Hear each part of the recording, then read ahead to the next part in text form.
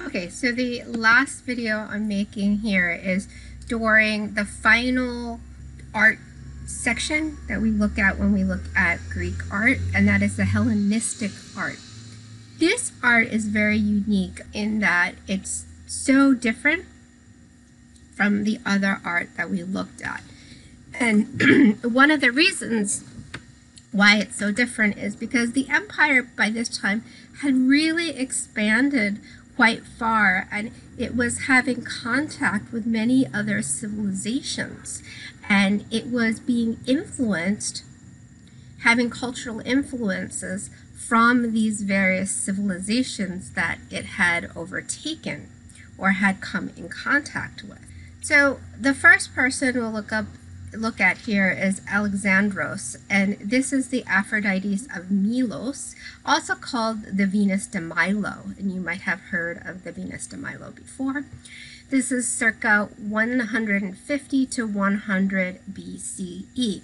Now, unfortunately, over the course of the centuries, we have lost her arms, but we can still have a really good depiction of the female form that is being shown here.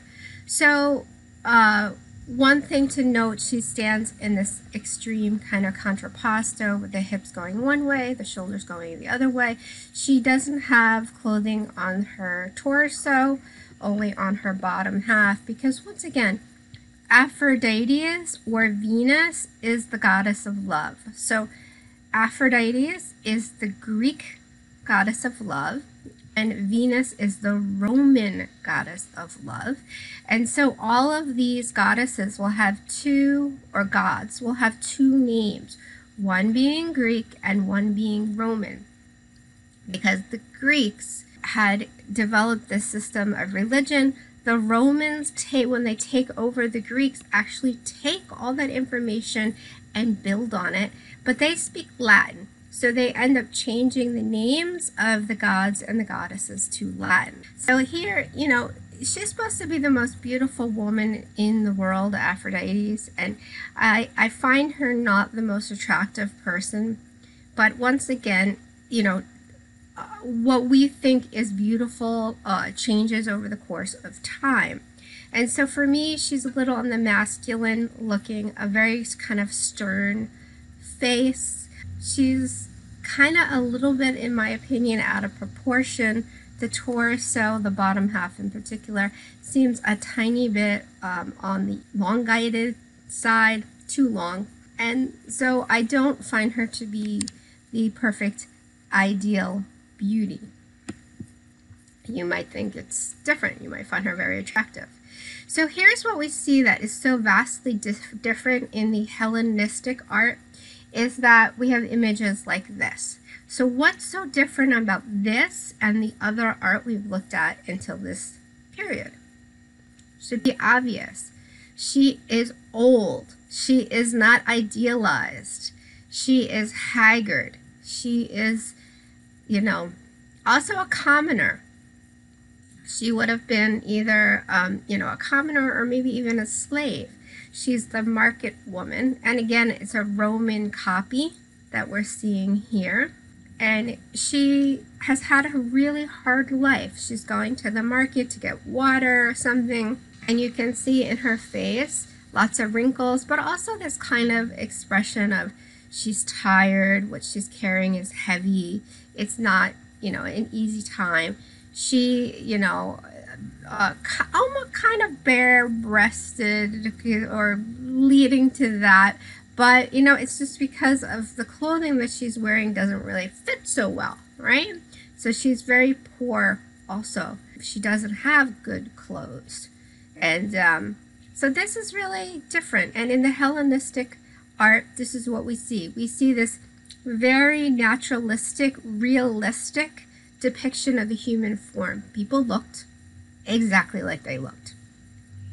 And when the Romans take over the Greeks, it's during the Hellenistic time. And so the majority of the influence from the Greeks to the Romans as far as art is from this time period, from the Hellenistic time period. More so than the classical or anything like that. This is really what the Romans loved, this really natural depiction, not this idealized depiction.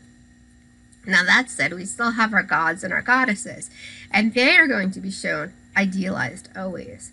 So this again is Nike or Victory, and it's the Nike of Samothrace. And this, if you've ever gone to, or you're lucky enough to ever go to, the Louvre in Paris is there. And it is quite amazing. You look up this grand staircase, and it's at the top of this landing, which makes it even look bigger. Its date is circa 180 BCE, we think. So the Nike goddess, she embodied this idea of speed. So she's shown here with wings. And this is really a beautiful piece of art, even though she's missing her head. Look at the size of this. It's more than 8 feet tall. So you can imagine how big this is, and then you look up the staircase, it looks even bigger. To show the idea of movement, agility, speed, we have these very strong diagonals that run through her body this way, and then counter direction with the wings. We have the material looking like it's being blown against her body in the wind, and the wind is blowing the material behind her. And it's beautifully done where the wind is blowing this and making this curve here, and the lines, more diagonal lines here. And again, diagonal lines are always going to indicate movement. And all the detail and the feathers of the wings, it's a really beautifully carved piece of art. It was originally made, we believe, for a ship, but not a ship that would sail in the sea or the ocean, of course, because this is made out of stone. It weighs too much. The ship would sink. And so it was a stone ship, and this stone piece on the front, and it was for the gods and the goddesses. So it was like a display that was shown, not an actual boat that would be used by people. And then our next piece, we're jumping to what today would be Turkey. And the ancient Greeks had taken over a large parts of what was or is now Turkey. And so we see the city of Troy here. I mentioned in an earlier video, this is where the Trojan War takes place. Below this is the city of Pergamon. And this is a very wealthy city that people with money that were Greeks had moved here and established the city. And it was prosperous and everything. And they were able to make some really amazing temples because of the wealth of the city. So the most famous of the temples that we have today from Pergamon is this. It's the altar from Pergamon, Turkey. So we have it dating to 1775 to 1050 BCE, and it was always made from marble. This is not a Roman copy. This is the original Pergamon altar. Now, it is located in Berlin, Germany, in the museum that is dedicated to it and actually was built around it, called the Pergamon Museum. And as I explained in an earlier week, what happened years ago is that when different countries would set out on archaeological digs, whoever found the stuff brought it back to their own country. So the archaeological dig took place, and the archaeologist who found this first was German. So therefore it ends up in Germany. In this museum, the Pergamon Museum, we also have the Ishtar Gates, if you remember from Babylon. And so here we have this amazing, set of steps here.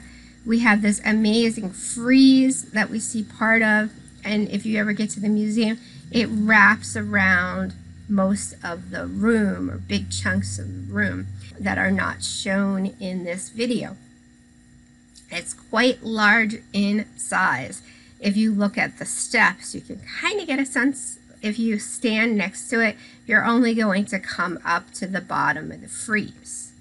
So it's quite large. So let's zoom in on this one little section of the frieze and look at this. And the story that is being told on this frieze is Athena attacking the giants. So we have Athena here, and we have the giants. And they were in constant battle with one another, much like the image on the Parthenon. The idea was that the goddess Athena is representing the Greeks, the civilized, the educated, and the giants are representing the other, the non-educated, the non-civilized, the non-Greek. And this is the way the Greeks looked at the world. If you weren't Greek, you weren't good, right? This is beautifully done, and although we are still going to call it a relief sculpture because it's attached to the wall, it's in a very high relief. And you see that from the shadow that is made under the arms. It's called undercutting when you cut out the section. It's hard to do without breaking the marble, so it's quite amazing how deeply they carved into this. We have these really strong diagonal lines that cross over each other here, so it gives it a lot of movement in the piece. We have the anguish of the god here, of the giant here, as Athena picks him up by his hair and a snake bites him, and he knows that Athena is going to kill him. His mother is over here, and even though part of her face is missing, we could still see from her eyes that she is in great anguish because she knows her son is going to die. She continues the diagonal lines that were set up by his body, connecting the two of them. Her hair is blowing here and alive looking, so it gives her a lot of movement as well. We have more diagonals, more undercutting down here, and actually that makes yet another diagonal. So it's really a beautiful composition. All right, so I hope you have enjoyed ancient Greek art. I know that this week is an awful lot to fit in, but some weeks it's just more than others. So next week when we look at Roman art, it will not be as much as this week.